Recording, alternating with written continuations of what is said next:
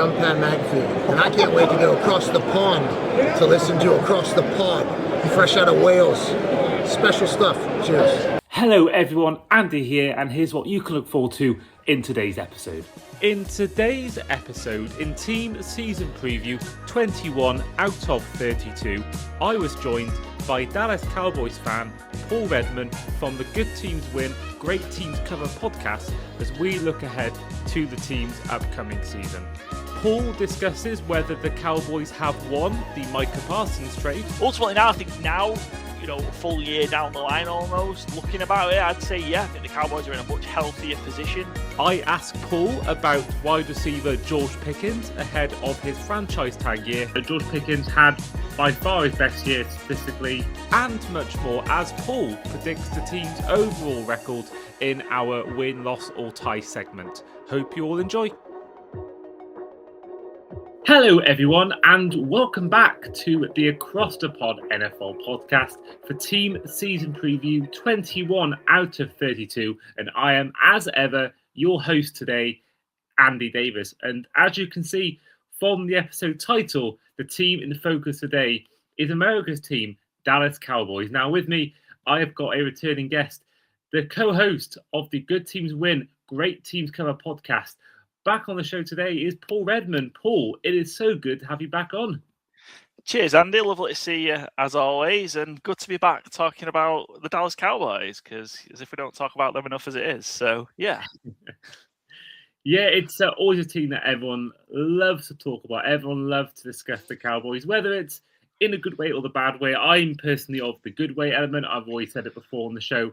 Always had a little bit of a soft spot for the Cowboys. I think it's just the star and the helmet and the jersey combined.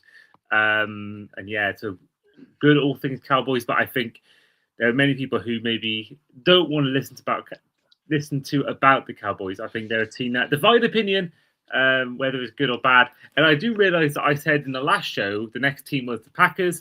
Got my timings wrong. That is coming up next. We are recording this an hour after recording this one, which is Thursday, August 6th, in case any of you wonder why some big news that's been released hasn't been talked about on the show, then that is why. But no, we are here to talk all things Cowboys ahead of their 2026 season, which I'd say personally a great off-season. So in the off-season, free agency, you brought in the likes of Valdes-Scantling, Sam Howell, Kobe Durant, Jalen Thompson, Darion Kendrick, re-signed the likes of Javonte Williams, Corey Ballantyne, and Sam Williams. You did end up trading and getting the likes of Rashawn Gary, Andy Winters, and then you did let go the likes of Jadeveon Clowney, Will Greer, Miles Sanders, Jalen Tolbert, as well as Donovan Wilson, Kenneth Murray, Solomon Thomas, Peyton Turner, Logan Wilson. And then most impressively in the draft, you took Caleb Downs, safety, 11th overall, Malachi Lawrence, defensive end, UCF, 23rd overall, as well as the likes of Jason Barham, linebacker, 92nd overall, and also Drew Shelton, Devin Moore, and LT Overton in the 4th round, and finally Anthony Smith in the 7th round. Paul, for you overall, your take on your team's off-season. Yeah, I think the off-season has been a very productive one for the Dallas Cowboys, and the majority of the moves there that you discussed, whether it's free agency, the draft, it was all about raising the floor of the defense. It was a miserable 2025 for the Dallas Cowboys defense. It's on pace at one point, certainly if it wasn't for like a bit of an uplift in the kind of middle third, to be one of the all-time worst NFL defenses. It was one of the worst all-time Cowboys ones. It's what ultimately held them back.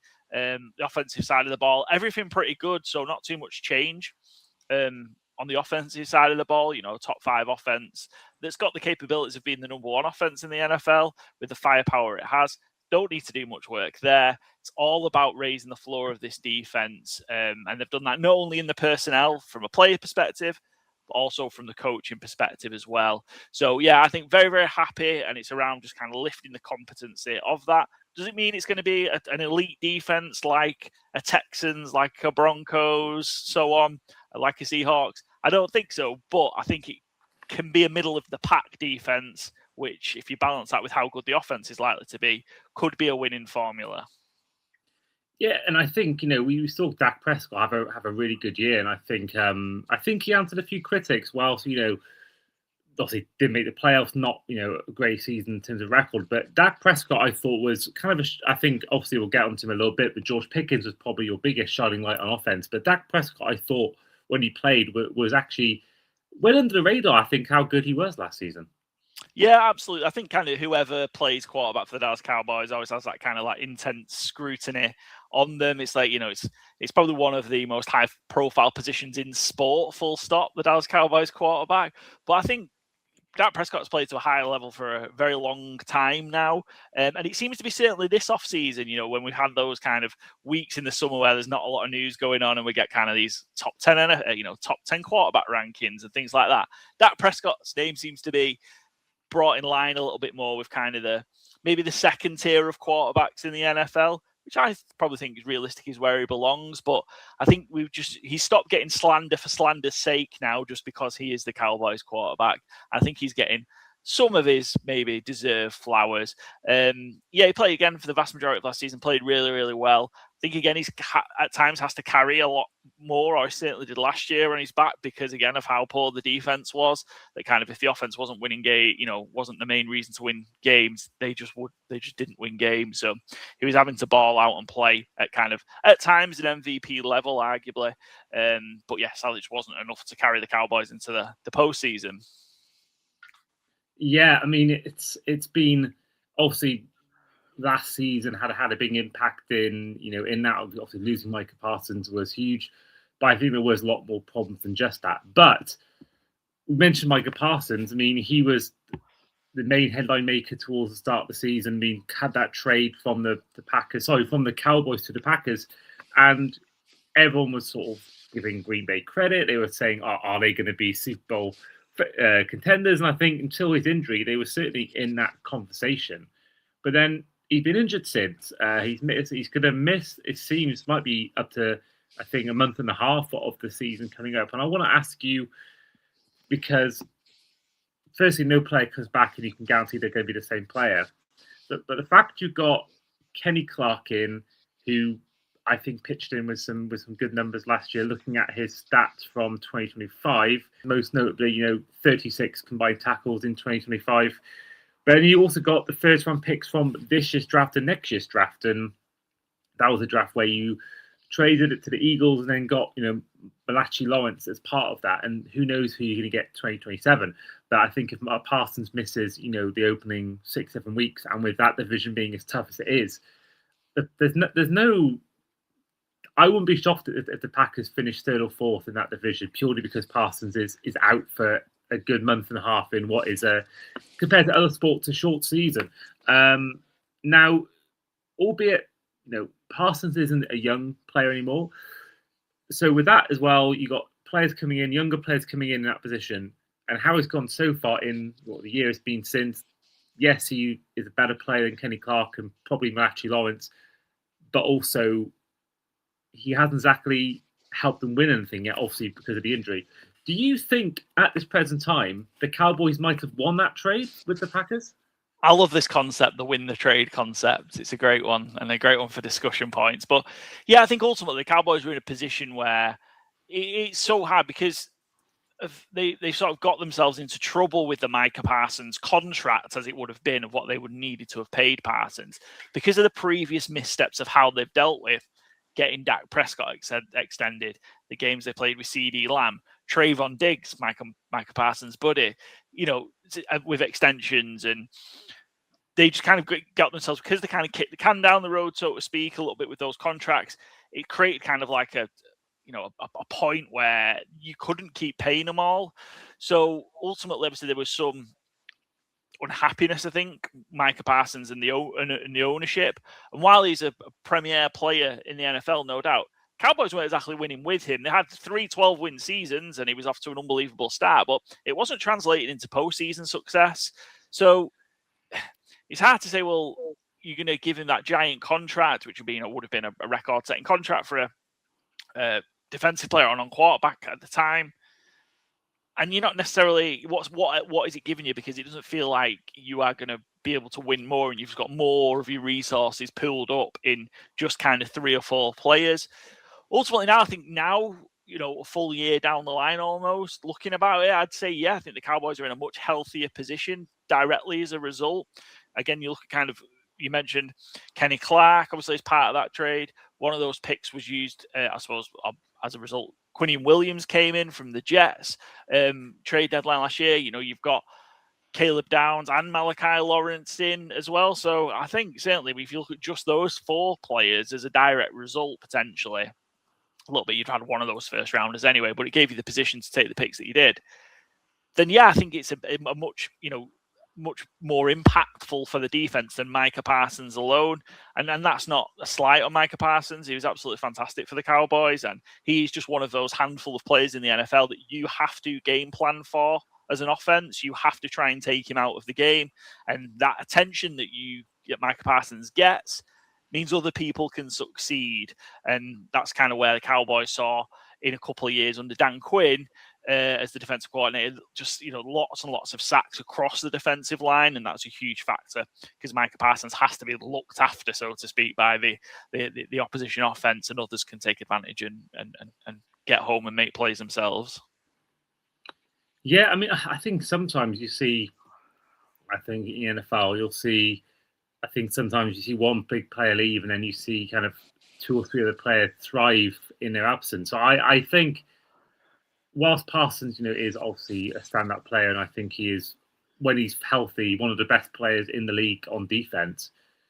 But if you can get 3 or 4 guys who can put in similar numbers and maybe even better numbers on a good season, then, I think in a way you kind of do benefit from that a lot. And I think the Cowboys, I don't think personally, I've got this belief, and I could be wrong, I don't think when Parsons is playing for the Packers, neither the Cowboys or the Packers will even make a Super Bowl, I don't believe. I think the way it is right now, I don't see either of them, certainly, the Cowboys not making it. I don't see the Cowboys or the Packers even making a conference championship, because I think we look at the strength of the Eagles, the Seahawks and Niners, the Rams, the Bears and the Lions. There's some good teams in this conference, and I just think I have a hot take that I don't think the Cowboys win any Super Bowl as long as Jerry Jones is GM as well as owner. So I think Jerry Jones is a bit of a problem in Dallas, and I think if anyone who watched the Dallas Cowboys Netflix series will know exactly what that man has done and what his flaws are. But I think at the same time, getting younger players in, Parsons, as I said before, there's no guarantee he's going to come back from his injury and be the same player. You just don't know what happens after injury. So I think all around the Cowboys, I think we're right to move off him. If he doesn't want to be there, then there's no point having him in the locker room. It's just a distraction. The more people talked about it, the more it would have lingered on. So I think all around, it was a good thing for the Cowboys. Yeah, I agree, and I think it's interesting to note the Jerry Jones point is right. You're talking about, and I hope you're wrong in your hot take, Andrew, because obviously I want to see the Cowboys get to conference championships and Super Bowl. It's been 30, best part of 30 years since Cowboys even made the NFC Championship game. So that's kind of where we're at now, and it feels at times, certainly the last couple of years, it felt further away than ever. But I think there's been a change, and a real big change this offseason in Jerry Jones. And I think that's key, because I think, we've been guilty in a crass way of saying the Cowboys might just have to wait until Jerry Jones dies before we can kind of move on and start seeing some more success. But sadly, that won't be the case, because he's just his son, Stephen, who's the same mindset and has been kind of, coached and brought up the same way to run the team. He's just going to be there. So that's never going to change. But I think what Jerry Jones has done is maybe finally a leopard can change its spots a little bit. I think this offseason is a story of that. We've not heard much from Jerry at all. I think that's a good thing. And ultimately, I think he's maybe admitted some mistakes that he's made, which is a start. They were fairly decisive in getting rid of Matt Eberflus, the defensive coordinator from last year, which is fairly, easy thing to do, right? There was the worst defense in the league. They were horrible. Get rid of the defensive coordinator. But it's the direction that they've gone in. So for years and years and years, the Cowboys, I think it's the last 4 or 5 defensive coordinators in a row, all had previous NFL head coaching experience.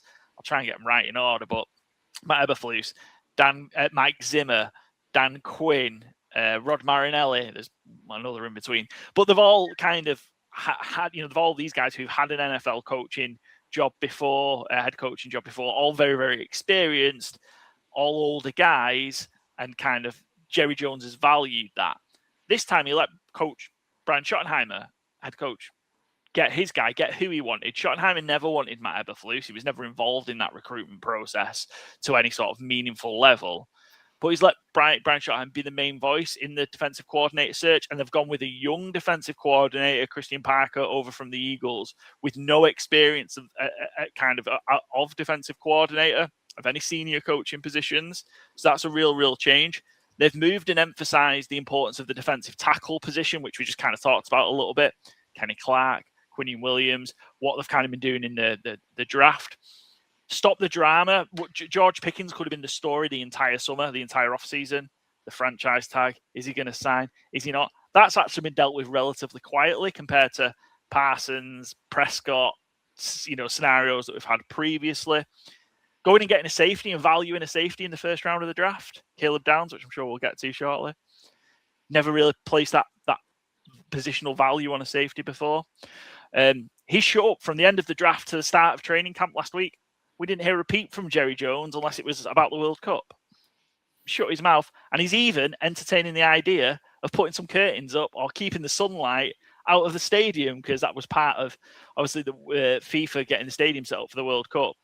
But only with sponsorship and blocking the windows with some sort of advert so he can make some money. So it's been a different off-season and a positive one. Some may say it's been a little bit too quiet for the Dallas Cowboys, but I think it's a big step in the right direction. Yeah, I just can't believe that a man who has earned so much money in his career, clearly intelligent man, how he's not realised until now that he needs curtains, and how it's taken a different sport completely being played in a stadium to convince him to use the curtains is mind-boggling, because there's no benefit really to having them not there, because you can't say, it's going to affect the team's eyesight, because Dak's got to go down that way at some point during the game and do the same thing. So there's no real, the Dolphin Stadium has the heat thing, and there's a clear advantage. Not that we've ever really benefited from this advantage, but the clear idea is there, to have that sunlight in the away team's sideline, but both teams have got to play on the same, unless some luck, the sun shines down for just that one quarter. There's no benefit to having the curtains on. It's not good for the fan. I remember there was it might have been Sky Sports was showing a Cowboys game once, and they showed a kind of view from fans in the seats, and you could see the sun from that part of the stadium was blinding down on that. So I think it just to me seems crazy, and I just don't see why that was never addressed before. That is good. But also, what was good was George Pickens last year. George Pickens had by far his best year statistically. Career year for yards, 1,429 yards. He had 9 touchdowns, which I'm looking at. If I combine his 2022 season and 2023 season, combine that two together, and it's 9 seasons. But also you combine 2023 season and 2024 season, that's 8 touchdowns. So he had a year last year where he got more touchdowns than any season before, and sometimes 2 seasons together. Previously, his career best was 1,140. Obviously, this year he well exceeded that.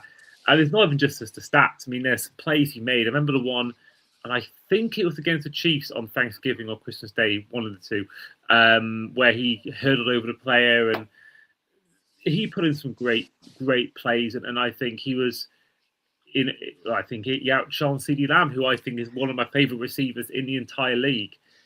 He was brilliant, but his future is not completely certain at the Cowboys. He's been put on a franchise tag, which we all know Dak has been on before. I want to ask you, Paul, firstly, can you see him repeating his heroic season from the year before? And also, did you think the team did the right thing to franchise tag him this summer? Let's start with that end question, because that goes back to when they're making the trade for him. So what should they have done ultimately? So I think in the context of just the 2026 offseason, yes, I think the franchise tag is the right thing to do. However, I think they should have just signed him to a long-term deal the moment they traded for him. They gave up a third-round pick to the Pittsburgh Steelers in last offseason to bring him in. And we talk about this a lot on our show, or any Cowboys kind of talk we're having. Back yourself that you are right. If you are giving up a third-round pick, which is very, fairly valuable, back yourself that you are right. You are getting the best opportunity to get a team favorable contract for George Pickens at that moment, because he'd had probably one really good year with Pittsburgh, but there was slights on him that he might have been a bit of a trouble causer, which I think actually he's a bit of nonsense. That was a bit more of a Pittsburgh press spin thing after he left to try and justify and sell it to the Steelers fans why they got rid of George Pickens. But just a deep catch, contested catch kind of merchant, nothing really more to his game. We showed an awful lot more than that. A part of that for Pittsburgh is who he had him throwing the football. It was a Kenny Pickett, it was Mitch Trubisky, it was Mason Rudolph. No disrespect to all of those guys, they can't hold a candle to how good Dak Prescott is. And I think we showed, we saw that all throughout 2025, that Pickens was Prescott's number one guy. He was there. He went to him in the biggest moments. Some of those games you mentioned, like Chiefs game on Thanksgiving, when the Cowboys needed to move the chains, needed to convert on third down, Dak went to Pickens every single time. And he came all kind of, from the deep catches, the circus catches, to the more intermediate routes. He could run really physical. I think he just showed there is an awful lot more to his game. A little bit of problem for the Cowboys, I think. It went a little bit too well. I think that's kind of the problem, is he played almost too well. You mentioned that he did outperform CeeDee Lamb. CeeDee Lamb missed some games with injury.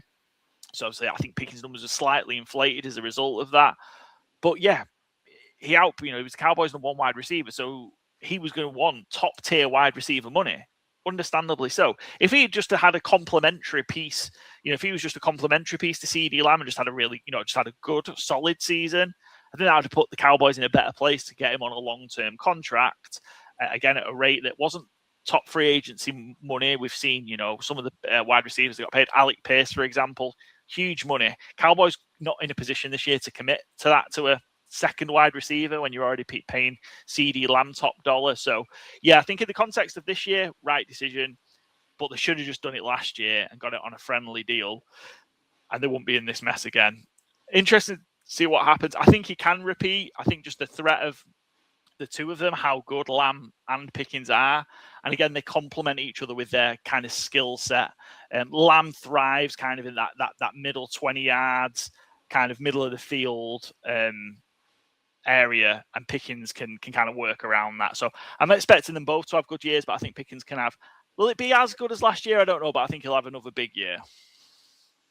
Yeah, I mean, we do see some players have these amazing years, they get a new deal, and then they seem to just fall off the face of the earth. But I think with the franchise tag, he's obviously got a big year ahead of him to try and prove to the Cowboys or maybe other teams around the league that he is worth paying money to. So I can see him. I don't see him getting the same stats again. I think if Lamb is fit for the whole season, I think it could be 1,300, maybe 1,250. But I think over 1,400, I think that's going to be hard if you've got Lamb there again for the entire season. If Lamb's injured for the entire season, like has a season-ending injury in week 3, then I think then you can look at, okay, maybe Pickens could repeat. But I can still see him having a 1,000-yard season very easily. And I think, absolutely, I think he's a guy that should be picked up in fantasy football if you are that way inclined. And you'll certainly need to be on form in week 1. So let's head to the final segment, which is win, loss, or tie. So for those of you that aren't familiar with this segment of the show, each fan that comes on will predict their team's overall record by going through each game and answering with the simple answer of win, lose, or tie. Now, speaking of tie, the Cowboys got a tie last season as they finished 7-9-1. Now, Paul, you came on a year ago for this episode.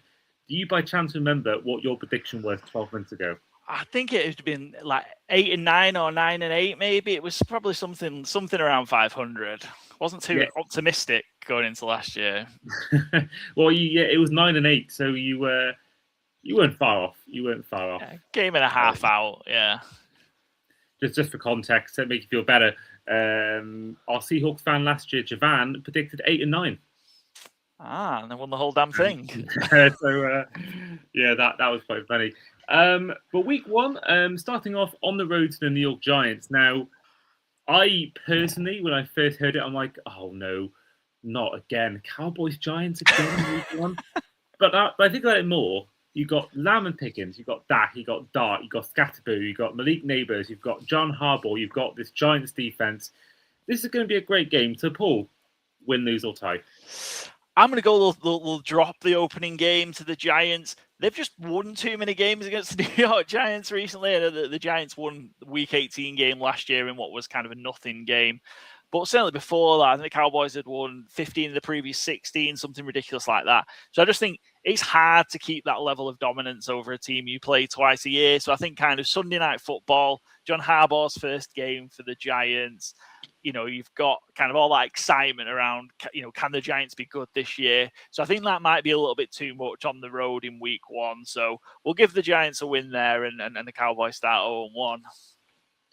I tell you what, I can't wait for the season to begin. I'm thinking about these. I'm thinking about these fixtures. I'm thinking about Cowboys Giants Sunday Night Football. We had the Broncos fan Tony Folk on recently. Broncos Chiefs Monday Night Football. You think about Thursday night or Wednesday night Seahawks Patriots, Rams Niners on the opening week. The more I think. Obviously, we're recording this just a few hours away from the first preseason game starting, the Hall of Fame game. I tell you what, the real itch for football is really there. I'm so excited. I think arguably more than ever, which is quite hard to top my previous excitement. But I just don't think, it's only going to get more exciting the closer we get to the season beginning. Yeah, absolutely. I don't think I can be any more excited to watch Carson Beck tonight play for the Cardinals in this Hall of Fame game. To be honest, I think I get that way, and then I'll watch the Hall of Fame game and go, I'll wait another 3 weeks for real football to start. Yeah, I can't do preseason. I'll watch the highlights sometime of the Dolphins, but I don't think I can sit there and watch a preseason game 2 weeks in between, let's say, the Browns and the Saints. I think when half the players aren't going to be playing, I just don't personally find it's the same intensity. I just don't think it's the same game at all. A bit like Canadian football. I've tried watching that once. It's a whole different game. And I think preseason football is obviously the same game, but it just feels awfully different. Yeah, it's tough. Unless you're really invested in that kind of the edges of the roster, like those guys who are fighting for kind of the last few places on the 53-man roster. Yeah, that's kind of what you get out of preseason. But it's just one step closer to football being back, I guess. Yeah. I mean, the only thing I watch of preseason is Hard Knocks, which will have, of course, I don't think it's happened before in my memory, the Super Bowl champions appearing on Hard Knocks. I saw a brief clip of the opening segment when Sam Darnold walks out onto the practice field. He's got all the fans. That for me was an amazing opening drop to a show, and I'm looking forward to watching that whenever it's out in the UK, because I think in years gone by it's not always been available in the UK, but hopefully this year. I want to say it's on TNT Sports, but I can't. TNT Sports. I think it's on TNT Sports. I've seen it. I've seen it in the TV guide. I could be wrong on that, but it's out with the first episode's out this week, or I think if it was out Tuesday, I think it'll be out tonight in the UK. I tell you what. Yeah, that's something I'm going to have to delve into on the weekend. I got the house myself. The other half's on a hen do, not her hen do, a friend's hen do. Not yet. And yeah, so I think there might be. I started watching the Vardy documentary, so I'll finish that. But I think certainly that, there's a documentary I found on the Olympic team from Paris, Team USA. And any chance to see Steph Curry, I'm always going to take. But week 2, you're sticking with your division and your first home game of the regular season as you you host the Washington Commanders. Yeah, I think they'll get back to, get the first win of the season here. My expectation, I think the Commanders are going to be quite poor this year. And again, that's another one the Cowboys have kind of dominated. Recent history against the Commanders. So yeah, early in the season, first game at home in Dallas, I think they just bounced back to get to 1-1. I'm not really expecting too much out of the Commanders in 2026. No, it's I think I said before, but I think they could be a team that could generally have more wins than the first team placed in the NFC South. I think all 4 teams could have a minimum 9 wins.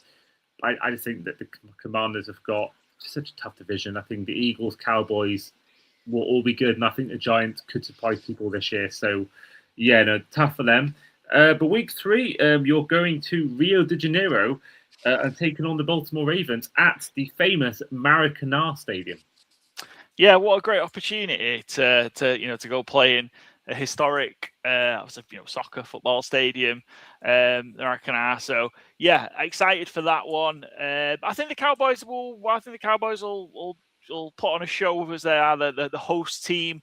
I think they'll beat the Ravens. I'm expecting the Ravens to be pretty good this season. We know so Lamar versus NFC teams is usually pretty brutal. They've got a great record, or Lamar Jackson individually has a fantastic record versus NFC teams. But yeah, I think the Cowboys win 2 in a row and will beat the Ravens in a really high quality game. I expect that to be a really, really good game. Possibly the best of the international series games, maybe. Rams, Niners, maybe. But yeah, I think that's going to be a cracker down in Rio. I tell you what, if anyone who's got the fortune of going to this game, I'm very jealous because, first of all, you're watching a game in such an iconic venue. And I think people talk about the Azteca all summer long. I say, firstly, I don't think it's the best stadium in Mexico. I think that Monterrey one is amazing with that view you get. But I think the Maracanã is maybe the most iconic football stadium, I would say, just for the history of Brazil's 5 World Cups and World Cups being hosted there as well. I think the Maracanã is maybe football's most iconic stadium. And they get to see one of the most marketable teams in the entire NFL in the Cowboys. You've got Lamar Jackson, 2-time MVP, Derrick Henry, an absolute beast. Rookie Caleb Downs. You've got Pickens and Lamb. You've got Zay Flowers. You've got a new defense with Jesse Minter. This is going to be, anyone who's going to this game, I think, should count themselves very, very lucky to be going to this game. Week 4, you were heading to the, I think is newly named, Reliant Stadium and taking on the Texans. Yeah, I think Texans defense be too much for the Cowboys. It's phenomenal defense. Just saw kind of last couple of days old Jadeveon Clowney kind of speaking out about how he was surprised he didn't get offered to come back to the Cowboys. He was on the Cowboys last year, and then decided, the Cowboys were going to wait till training camp. He didn't want that. He wanted to get in somewhere early for a change. Gone back to Houston, and he's got that week 4 game on the calendar circled to kind of maybe show the Cowboys that they should have made him an earlier offer. So yeah, I think the Texans will win that one to put the Cowboys 2-2. Well, week 5, you are facing a home game against Baker Mayfield and the Tampa Bay Buccaneers. Of course, Baker Mayfield making a lot of headlines in the last few days. Yeah, he's pretty disgruntled, isn't he? He set a deadline for a contract offer or contract to be agreed. Phil, I don't really know what the Bucs are going to be in 2026. They've lost so much experience. I think they've got a lot of gaps. I think this could be a struggle for the Bucs in 2026. So again, I like the Cowboys to start being a really good home team again. I think is what I'm expecting out of the Cowboys in 2026. So I'm expecting them to have a good home record, and I think it's a Thursday night football game. So on a short week after a loss against Houston, I'm expecting the Cowboys to kind of again make it back up and get back to a winning record and beat the Bucs. Yeah, that is quite an exciting matchup, I must say. And speaking of which, week 6, you are taking on the Packers at Lambeau Field. At this point, Parsons might be back, might not be back. Unlikely to be, but you never know. I kind of would like. I like the image in my head of him, his first game back. He's been announced he's going to play, and you think about that. It looks like it's on Sunday Night Football as well. To have Parsons, the last player to walk out for the Packers, and I don't know whether they'll make everything dark around him and all the lights. I can just picture that being an incredible shot if he were to come back for this game. Yeah, this is absolutely going to be the game that Micah Parsons comes back. Definitely, like, he's just built like they've been talking all off season long. Certainly at least the first month he's going to miss. More talk this week. It's going to be more like kind of that 6-week period. So yeah, I kind of feel like it's Sunday night football, Lambeau Field. The eyes of the football world are on it. It is definitely going to be the first Micah Parsons appearance. But the Cowboys are going to go into Lambeau and do something they very rarely do. Beat the Packers and upset that and get a win over Green Bay. Green Bay, another team that I just look at what they've done in the offseason and just kind of very underwhelmed. They have a very, very good coach. Matt LaFleur, don't get me wrong, but I think there's only so much he can cover for. I think there's a real lack of talent. They've seen a bit of an offensive exodus of particularly that wide receiver core go. And I think that defense is loaded with top tier draft talent and high draft capital. And it just doesn't seem to be working. So, yeah, I think the Cowboys can go in and get a rare win at Lambeau Field. I agree. So, week 7 is a road game at Lincoln Financial Field to take on the Eagles. Now, I will say that back-to-back games in Lambeau and the Link, that is tough 2-game stretch. It's tough, and they've got another kind of stretch later on that we'll get to that's also horrible that involves the Eagles. But yeah, I think the Cowboys and Eagles are really, really close. I think the Cowboys are going to close the gap on the Eagles this year. Eagles have obviously won the division the last 2 years. First time someone's won the NFC East back-to-back in 20-odd years since the Eagles did it in the early 2000s. But I think, again, the Eagles, again, we a lot of praise goes to their GM and how he manages the team, and they seem to sign their guys at the right time and things like that. They've got rid of a problem in AJ Brown, but I think there could be a little bit of a drop off, and it doesn't need to be a massive one. I think if the Eagles drop, are a couple of games worse off, that means we've got a race for the NFC East. But Monday Night Football at the Link, I think the Eagles will have enough to beat the Cowboys. So I think that puts them at 4-3. Yeah, so far 4-3, 7 weeks in. Next week, a complete contrast in the games, going from Lambeau, Lincoln Financial Field to then a home game against the Cardinals. Yeah, I think Cowboys in the last couple of times they've played the Cardinals been big favourites, been expected to take care of the Cardinals. The Cardinals have beaten them twice.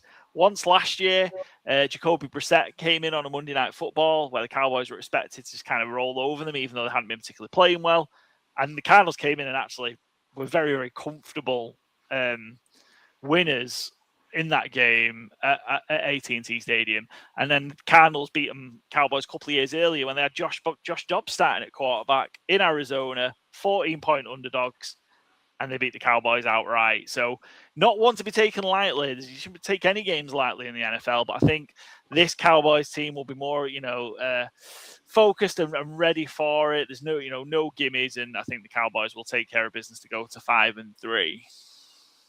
Well, we had Ollie Kent on for our Arizona Cardinals, and he talked about that, actually, how the Cardinals have been, in recent times, a bit of a bogey team to the Cowboys. And he actually had the Cowboys down as losing that game to the Cardinals in his predictions in win-loss or tie. Week 9, though, you are going back on the road before a 3-game stretch at home. But this game, Lucas Oil Stadium against the Colts. Colts, similar probably to kind of how I've described Washington and maybe Tampa as well. I think it's going to be a real, real down year. Obviously, the Colts were fun and they were the story of the NFL the first half of last season. They were kind of on pace to have, again, all-time great offense with how efficient they were and the points they were putting up. But yeah, it's kind of gone a little, hasn't it? The Daniel Jones injury, Sauce Gardner they traded for got injured.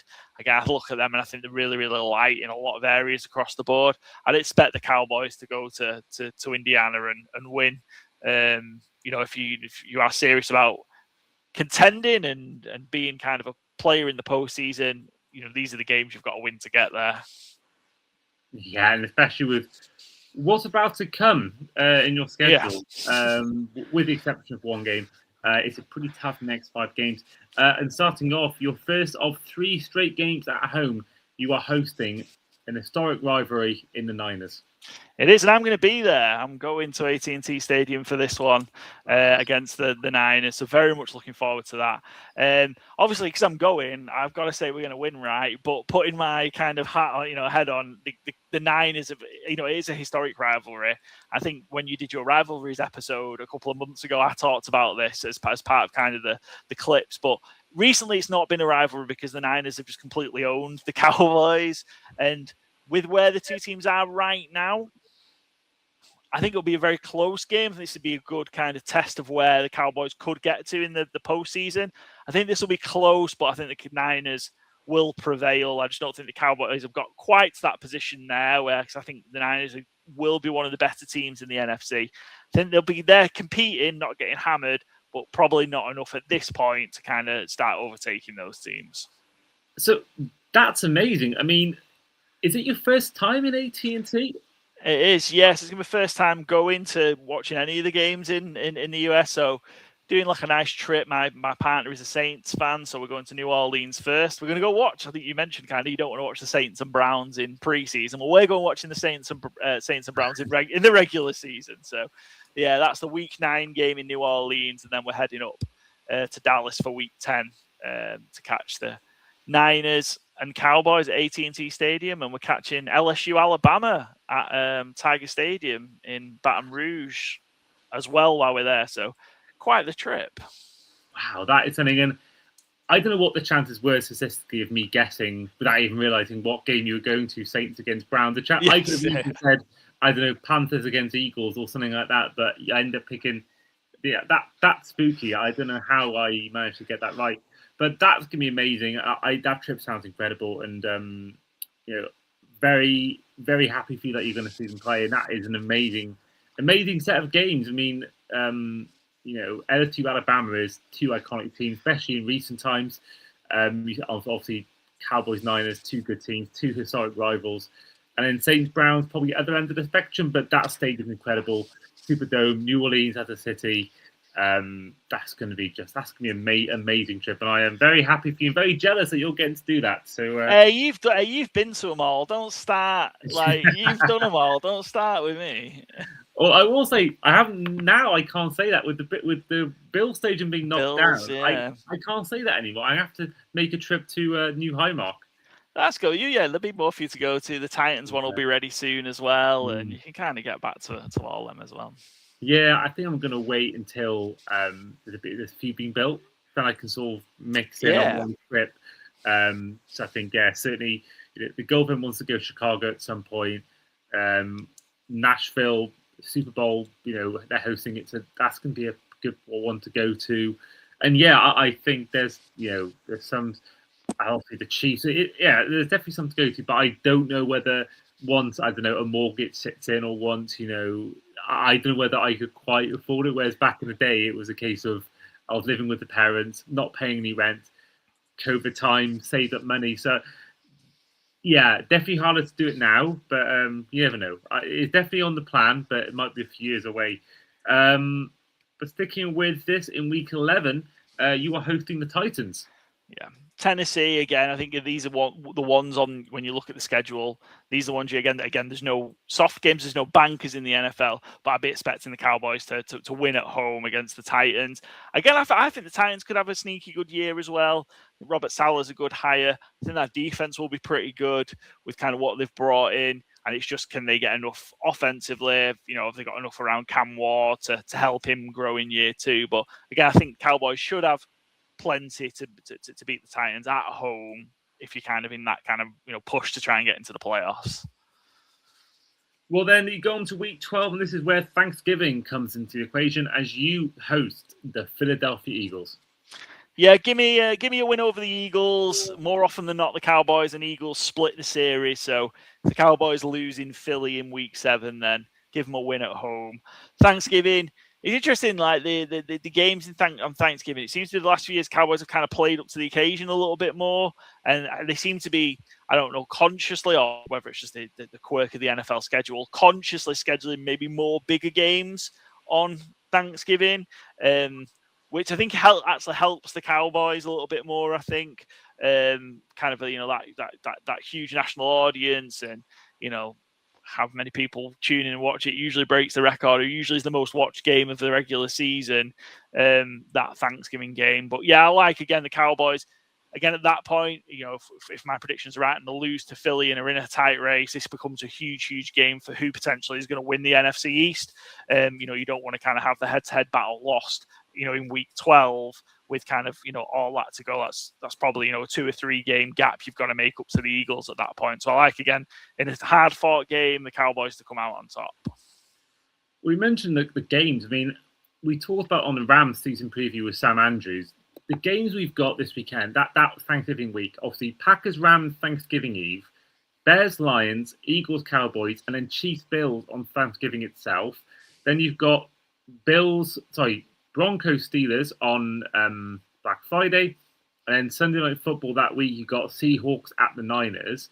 It's also college football rivalry week, and on top of that weekend you've got Arsenal against Man City, and you've got Everton against Liverpool. That we talked about it before. That is some weekend. If you're a sports fan, if you like American football and football especially, that is one hell of a weekend for sport. I don't think I'm leaving the sofa that weekend. Well, that's the kind of what Thanksgiving week's all about, right? Isn't it? In the States, of kind of just having that kind of family food and football trinity. So, holy trinity. So, yeah, it's probably the best Thanksgiving slate certainly the NFL's given us in a while. 3 absolutely fantastic games. I think all three games that should mean something, right, in terms of kind of that, heading into that kind of final third of the regular season. Again, I think that, the NFC North should be a very, very hotly contested division. Bears, Lions seem to be really, really good contest. Both of them, I think, will both be really good teams. Cowboys, Eagles, no matter what the records are, it's always a drag down knockout fight between them. And then, you've got, the Chiefs Bills games just almost deliver us classic games every time they meet at the minute. So yeah, it's a fantastic lineup on Thanksgiving.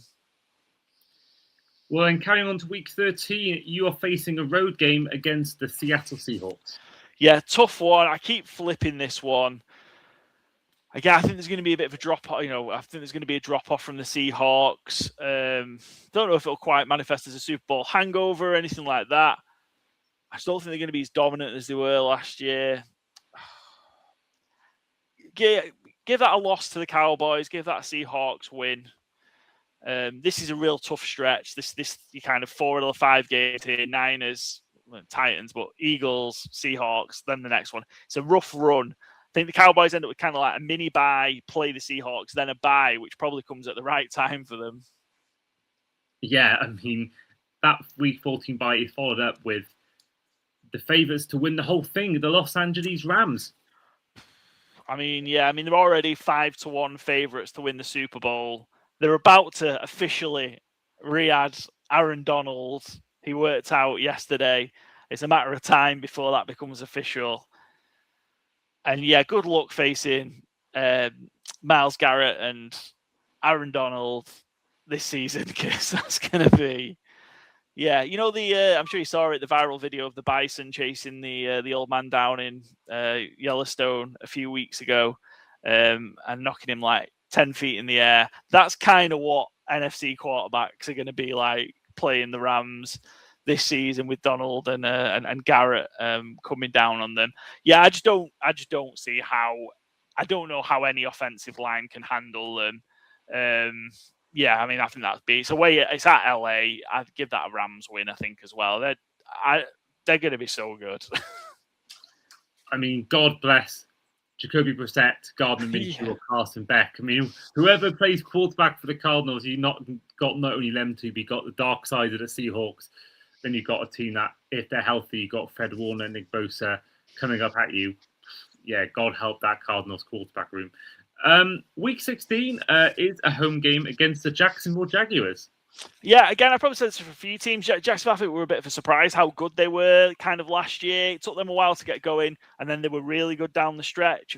Getting into the playoffs, winning the division. I think Liam Cohen's a really, really good coach. But they've just kind of had a bit of a nothing off season. I feel like you just kind of can't stand still in the NFL, which is I kind of feel what they've done. So yeah, again, Cowboys at home, another Sunday night football game for the Cowboys. Again, I think they'll take care of Jacksonville. there, and get back on a winning run after losing 2 in a row. Well, your final home game of the regular season comes in Week 17 as you face the New York Giants. Yeah, I'm expecting the New York Giants to be better, as I mentioned at the start. I just don't know if they're going to be good enough to kind of be in the mix, whether they're going to be, at this point, chasing a wild card slot, or are they going to be in the mix to win the division? I'm not quite sure. But again, after losing the opener in New York, I'll give the Cowboys the win back in Dallas. I think at this point, that should be kind of getting enough to kind of getting them in the playoffs, I think, at this point, with how many wins we've got down for them. Yeah, I mean, you go into that Week 18 game on a 10-6 record, and you face the Washington Commanders at the Northwest Stadium for the final time this episode, Paul. Win, lose, or tie? Yeah, a win for the Cowboys in Week 18. I think it very much depends if there's anything on it. If the Cowboys can improve their position, they'll win. If not, it might be, if they can't move, then they might rest everybody and it might be different. But let's assume that they can improve their position going into Week 18, whether that's to win the division or get a better wild card slot. So yeah, give me a win against the Commanders to go 11-6. Well, that means, based on your predictions, you're going to go 11-6 this season. Yeah, I think that might be enough to win the NFC East as well. I think 11-6. 11-6 might just be enough. Yeah, I mean, I can see. I think there's 3 teams there that could have 10 wins or more. I can see the Giants even having 10 wins and maybe even missing out the playoffs altogether. It's that strong of a conference. But 11-6, you would think, would get you in the playoffs at least, whether that is as a division winner or as a wildcard team. How far would you predict with that record the Cowboys could go in the postseason? That's interesting. So I think naturally, if you get the obviously the best wild card slot, you again, it's been the way in the NFC East. You're likely going to be playing the winner of the NFC South on the road. I think I would like, if that's the scenario that plays out, that they don't win the division and they play the winner of the NFC because they're the weakest division winner by record, which I think would probably be the Saints. Saints might get 9-10 wins. Then I think they would go on the road and win a playoff game. So whether that's the Falcons, the Saints, the Bucks, or the Panthers, I think they beat all of those in a playoff game.